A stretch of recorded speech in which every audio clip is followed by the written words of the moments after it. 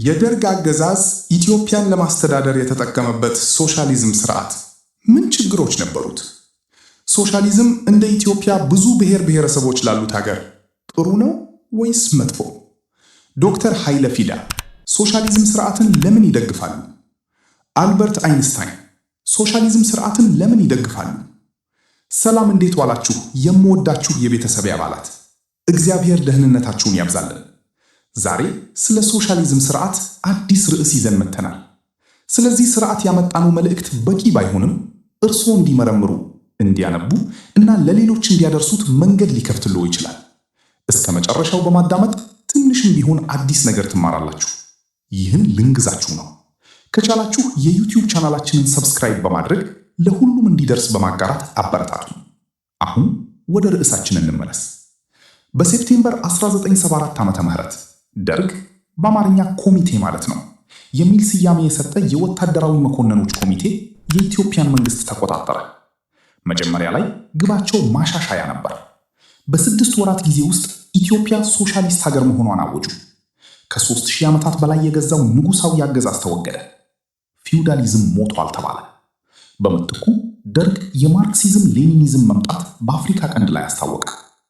ይህ ለምን እንደሆነና በመጨረሻ ለምን እንደወደቀ ለመረዳት ትንሽ ወደ ኋላ መመለስ አለብን። ይህ ቪዲዮ በመጀመሪያ የሶሻሊዝምን መሰረታዊ መርሆች በንድፈ ሐሳብም ሆነ በተግባር ይገልጻል። ከዚያም የደርግን የሶሻሊዝም ቅጂ ሳይንቲፊክ ሶሻሊዝም ብለው ይጠሩትን የነበረው ከሶቪየት ህብረት፣ ከቻይና እና ከሌሎች የአፍሪካ ሀገሮች ሞዴሎች እንዴት እንደሚለይ ያሳያል። አይነቶቹንና ተግባሮቹን ከቃኘን በኋላ እንደ ኢትዮጵያ ለምትለው ሰፊና ልዩ ለሆነች ሀገር የዚህ ስርዓት ጥቅሞችና ጉዳቶች እንመዝናለን። በመጨረሻም 2 ወሳኝ ጥያቄዎችን እንመለሳለን። እንደ አልበርት አይንስታይን ያለ ብሩህ ሳይንቲስት ሶሻሊዝም ለሰው ልጅ ችግሮች መፍትሄ ነው ብሎ ያመነው ለምንድን ነው? እንደ ኃይለ ፊዳ ያለ ኢትዮጵያዊ አብዮተኛ ለዚሁ ህልም ሁሉም ሰውቶ የሰጠው ለምንድን ነው? ደርግን ከመፍረዳችን በፊት ሶሻሊዝም በእውነቱ ምን እንደሆነ እና ምን እንዳልሆነ መረዳት አለብን። ሶሻሊዝም ማለት ምንድን ነው? በዋናው መሰረቱ ሶሻሊዝም በማህበራዊ ወይም በህዝባዊ የምርት መሳሪያዎች፣ ፋብሪካዎች፣ መሬትና ሀብቶች ባለቤትነት ላይ የተገነባ ኢኮኖሚያዊና ፖለቲካዊ ፍልስፋ ነው። እሱ የማህበረሰቡን ፍላጎት ከግል ትርፍ ክምችት በላይ ያስቀምጣል። ትብብርን ከውድድር በላይ፣ ማዕከላዊ ዕቅድ ማውጣትን ከነፃ ገበያ በላይ ይመርጣል። ዋና ዋና የሶሻሊዝም አይነቶች ደርግን ለመረዳት በተለያዩ የሶሻሊዝም ትምህርት ቤቶች ውስጥ የት እንደሚገኝ መለየት አለብን። አንደኛ፣ ዩቶፒያን ሶሻሊዝም ወይም ራዕያዊ ሶሻሊዝም እንደ ሮበርት ኦወን ካሉ አሳቢዎች ጋር የተያያዘ ሐሳባዊ ትብብር ያለው ማህበረሰብ ይሳሉ ነበር። ይህ ለአብዮት ድንድብ ሳይሆን ለስነ ምግባር ማሻሻያ ራዕይ ነበር። ሁለተኛ፣ ማርክሲዝም ወይም ሳይንቲፊክ ሶሻሊዝም ካርል ማርክስ እና ፍሬድሪች ኤንግልስ ሶሻሊዝም የሞራል ምርጫ ሳይሆን የማይቀር ታሪካዊ ደረጃ እንደሆነ፣ ከካፒታሊዝም ውስጣዊ ተቃርኖች፣ የሰራተኞች ብዝበዛ አብዮት ካስከተለ በኋላ እንደሚመጣ ይከራከሩ ነበር። ይህ ወደ ኮሙኒዝም የሚያመራ ሽግግር ደረጃ ነው ብለው ያምኑ ነበር። ሶስተኛ፣ ማርክሲዝም ሌኒኒዝም ቭላዲሚር ሌኒን የማርክስን ሐሳቦች ከፊውዳል ከግብርና ሩሲያ እውነታ ጋር አሰማምቷቸዋል። ቫንጋርድ ፓርቲ ጽንሰ ሐሳብ አስተዋወቀ። ፕሮሌታሪያንን ወይም የሰራተኛ መደብን የሚመራ ትንሽ ስርዓት ያለው የሙያ አብዮተኞች ቡድን እውነተኛ ሶሻሊስት ማህበረሰብ ከመፈጠሩ በፊት የቀድሞ ገዢ መደቦችን ለማፍረስ የፕሮሌታሪያት አምባገነንነት አስፈላጊ ነው ሲል ተከራከረ። አራተኛ፣ ዴሞክራቲክ ሶሻሊዝም ይህ ቅርንጫፍ የሶሻሊዝም ግቦችን እንደ ሁለንተናዊ ጤና መድኃን፣ ነፃ ትምህርት እና ጠንካራ የሰራተኛ መብቶችን በዲሞክራሲያዊ በምርጫ ሂደት በድብልቅ ኢኮኖሚ ውስጥ ለማሳካት ይፈልጋል እንጂ በኃይለኛ አብዮት ወይም ሁሉንም ግል ንብረት በማጥፋት አይደለም።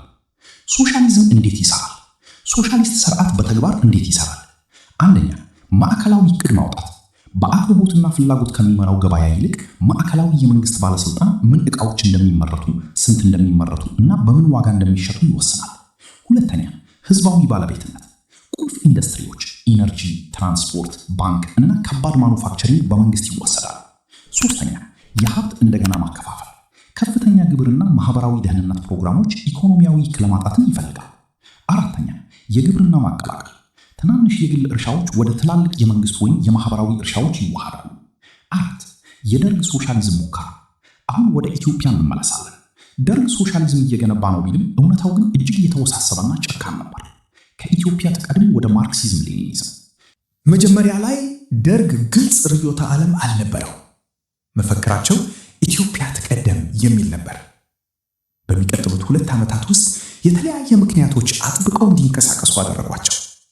ከአውሮፓ የተመለሱ የግራ ተማሪ ንቅናቄዎች ጫና፣ የአብዮቱ ትርምስ፣ እንዲሁም የበላይ ኃያል አጋር የማግኘት ስትራቴጂካዊ ፍላጎት እስከ 1977 ዓመት መድረስ የውስጥ ተቀናቃኞቻቸውን ካጠፉ በኋላ መንግስቱ ኃይለማርያም የማይከራከር መሪ ሆነው ብቅ ብለው ኢትዮጵያን ሙሉ በሙሉ ከሶቪየት ህብረት ጋር አሰለፉ።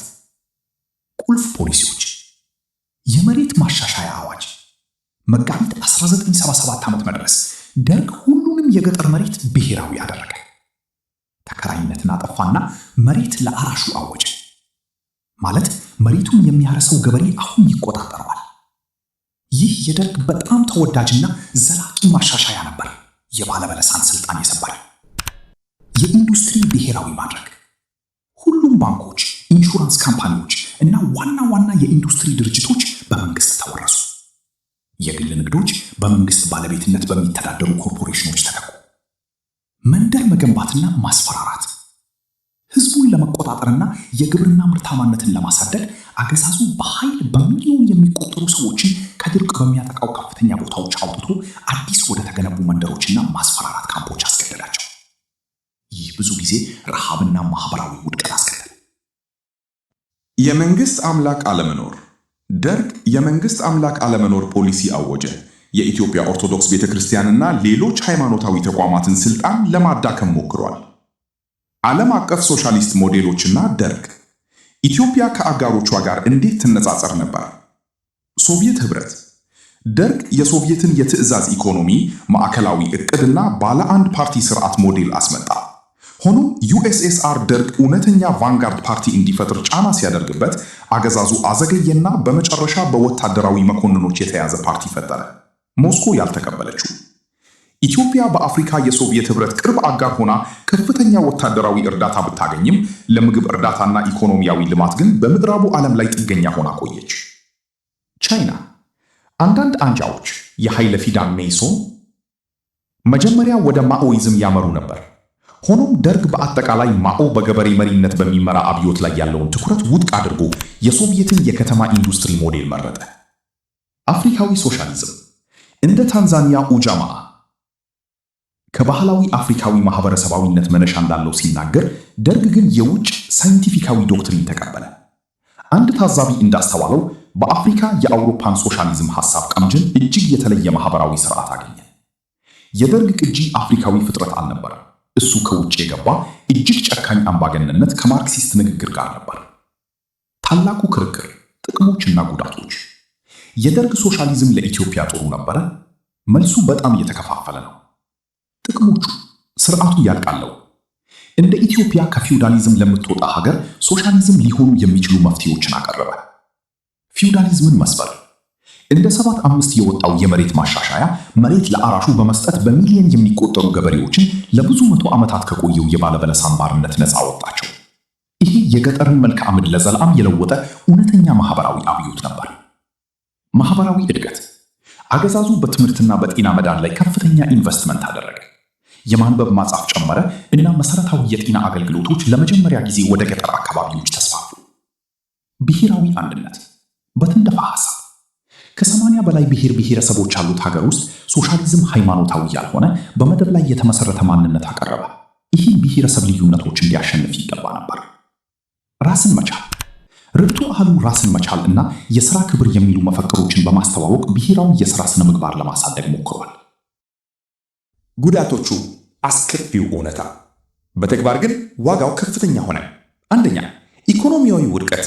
ማዕከላዊ ዕቅድ ወደቀ። በግዳጅ መንደር መገንባትና በሥራ አመራር ውድቀት ምክንያት የግብርና ምርት በከፍተኛ ሁኔታ ቀንሶ በ1980ዎቹ ቀጥተኛ ረሃብ አስከተለ። ኢንዱስትሪው በማይሰራ የመንግስት ቁጥጥር ስር ቆሞ ቆየ። ሁለተኛ፣ ጭቆናና ሽብር። ደርግ የሽብር አገዛዙን ለማጽደቅ የሶሻሊዝም ንግግር ተጠቀመ። መንግስት እስከ ፍጹም አምባገነንነት ድረስ ማዕከላዊ ነበር። ማንኛውም ተቃውሞ ያፍረክስ ነበር። ቀይ ሽብር በ10 ሺዎች የሚቆጠሩ ሰላማዊ ዜጎችን ገደለ። አገዛዙ ብሔረሰቦችን አሳደደ፣ ባህላዊ ልማዶችን አጠፋ እና ከፍተኛ የህዝብ ክፍሎችን አገረሸ። ሶስተኛ፣ ዓለም አቀፍ መገለል። እየወደቀ ካለው የሶቪየት ኢኮኖሚ ጋር ራሷን በማሰር ኢትዮጵያ ሀብታሙን ምዕራብ አስገረሸች። የአገዛዙ ዓለም አቀፍ ተሳትፎ የረጅም ጊዜ ፍሬ አላፈራም፣ ለአጭር ጊዜ ወታደራዊ ድሎችን እንጂ። አራተኛ፣ የእርስ በርስ ጦርነት ማቀጣጠል። የደርግ ጭክነ ብሔራዊ አንድነት አልፈጠረም፣ ሰበረው።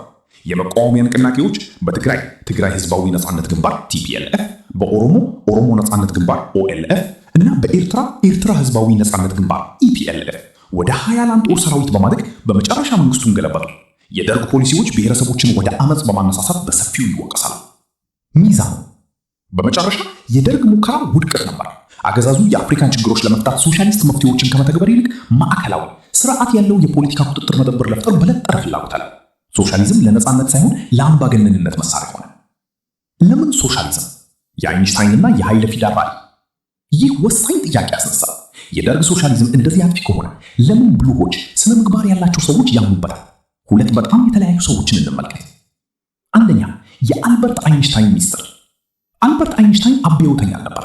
እሱ ሰላማዊ፣ ሰብአዊ እና ብሩህ አይምሮ ነበር። ሆኖም በ1949 ዓ.ም ለመጀመሪያው የማንዝሊ ሪቪው ኢትም ለምን ሶሻሊዝም የሚል ጽሑፍ አለ። አንደኛ፣ የካፒታሊዝም ትችቱ። አይንስታይን ካፒታሊዝምን እንደ የሰው ልጅ ልማድ አዳኝ ደረጃ ይመለከተው ነበር። ተፈጥሯዊ ውድድሩና ግለሰባዊነት፣ አካል ጉዳት የሚያደርስ እኩልነት ማጣት፣ ወቅታዊ የኢኮኖሚ ውድቀቶች እና ሰዎችን ነፃ ዜጎች ሳይሆኑ ለትርፍ ታዛዥ አገልጋዮች የሚያሰለጥን የትምህርት ስርዓት እንደሚፈጥር ያምን ነበር። ራዕዩ። አይንስታይን የሶቪየት ዘይቤ አምባገነንነትን አልደገፈም። እሱ ጠንካራ ዴሞክራሲያዊ ጥበቃ ያለው እቅድ ያለው ሶሻሊስት ኢኮኖሚ ተከራከረ። ሶሻሊዝምን እንደ ማህበራዊ ስነ ምግባር ግብ አድርጎ ይመለከተው ነበር። የአይንስታይን ድጋፍ ሚስጥር ሳይንስ ችግሮችን ለመፍታት መንገዶችን ሊሰጥ የሚችል ማመኑ ነበር። ነገር ግን ለጋራ ጥቅም የተደራጀ ማህበረሰብ እንጂ ለግል ትርፍ ሳይሆን የትኞቹ ችግሮች መፍታት እንደሚገባ ወሰን ይችላል። እሱ በካፒታሊዝም ብክነትና ጭካኔ ተደንግጦ ነበር እና ሶሻሊዝምን ብቸኛው የሞራል አማራጭ አድርጎ ይመለከተው ነበር። እሱ ዲሞክራሲያዊ ሶሻሊስት ነበር፣ ሌኒኒስት አልነበረም። የኃይለ ፊዳ ሚስጥር። ኃይለ ፊዳ ከወለጋ መጣ ኦሮሞ ሲሆን በፈረንሳይ ተምሯል። የመላው ኢትዮጵያ ሶሻሊስት ንቅናቄ ሜሶን መሪ እንደመሆኑ እሱ የተሰጠ ማርክሲስት ሌኒኒስት ነበር። ከማኦኢስት ኒው ሊፍት ይልቅ ወደ ሶቪየት ስሪት ይጠጋ ነበር። ተነሳሽነቱ። ዶክተር ኃይሌ ያደገው በቀዳማዊ ኃይለ ሥላሴ የፊውዳል ጭቆና ስር ነበር። ለሱ ሶሻሊዝም ከፍትሃዊ ባልሆነ የዓለም ስርዓት ጋር ለመዋጋት መሳሪያ ነበር። ወደ ኢትዮጵያ ተመልሶ የህዝብ ጉዳዮች ጊዜያዊ ጽሕፈት ቤት ወይም ፖሙዋ እንዲመራ ተመደበ። ተልእኮ ለአብዮቱ ተወዳጅ ድጋፍ መገንባት ነበር። ክደቱ። የዶክተር ኃይሌ ሚስጥር እሱ እውነተኛ አማኝ ነበር፣ ነገር ግን ለመፍጣት በረዳው ጭራቅ ተበላ። ለጥቂት ዓመታት ሜሶን የደርግ አጋር ነበር። ተቀናቃይ የግራ ቡድኖችን ለማፍረስ የዳ ነበር። ነገር ግን በ1977 ዓ.ም መንግስቱ ኃይለማርያም በሜሶን ላይ ዞረ። ኃይለ ፊዳ ተይዞ እንደተገደለ ይታመናል። እሱ የሚወደውን ንግግር ስልጣኑን ለማጽደቅ በተጠቀመበት አገዛዝ እጅ ሞተ። የደርግ ውድቀትና የመጨረሻ ትምህርቶች። ኤአ በ1991 የደርግ ውድቀት የኢትዮጵያን ሶሻሊስት ሙከራ ማብቃ አሳየ። የሶቪየት ህብረት ፈረሰች፣ እርዳታ ደረቀ እና የአማጽያን ጦር ወደ አዲስ አበባ ገሰገሰ። የመጨረሻ ትምህርቶቹ ምንድን ናቸው? 1. ርዕዮተ ዓለም ያለ ዲሞክራሲ መሳሪያ ነው። ደርግ ማርክሲዝም ሌኒኒዝም ለመንግስት ሽብር እና ለብሔረሰብ ጭቆና ወደሚፈራ መሳሪያ ሊጣመም እንደሚችል አሳይቷል። 2. ሁኔታ ሁሉ ነው። ለኢንዱስትሪ ልማት የተቀየሰው የሶቪየት ሞዴል እንደ ኢትዮጵያ ላለችው ፊውዳል ግብርና ላይ የተመሰረተች ብዙ ብሔረሰቦች ላሏት ግዛት አደገኛ አለመስማማት ነበር። 3. ህልም እና እውነታ። የአይንስታይን እቅድ ያለው ስነ ምግባራዊ ኢኮኖሚ እና የኃይለ ፊዳ ከፊውዳሊዝም ነፃ መውጣት ህልሞች ክቡር ነበሩ። ነገር ግን በወታደራዊ ጁንታ እጅ እነዚህ ህልሞች ቅዠት ሆኑ። የመጨረሻ ሐሳብ። የደርግ ታሪክ ስለ ኢትዮጵያ ብቻ የሆነ ታሪክ አይደለም። እሱ ስለ 20ኛው ክፍለ ዘመን የታላላቅ ርዕዮተ ዓለሞች ዘመን ታሪክ ነው። እሱ የሚያስተምረን በኃይልና በፍርሃት ላይ የተገነቡ ስርዓቶች መነሻቸው ምን ያህል ክቡር ቢሆን መጨረሻ ላይ ለማገልገል በሚናገሩት ህዝብ ዘንድ እንደማይቀበሉ ነው። ለዚህ ጥልቅ የደርግ ሶሻሊዝም ትንተና እስከ መጨረሻው ስላዳመጣችሁን እናመሰግናለን። ሐሳባችሁንና ማበረታታችሁን በኮሜንት አካፍሉ። በሚቀጥለው ጊዜ ምን ርዕስ እንድናቀርብላችሁ አሳውቁ። እስከዚያው ድረስ ደህና እና መማሩን አያውቁ።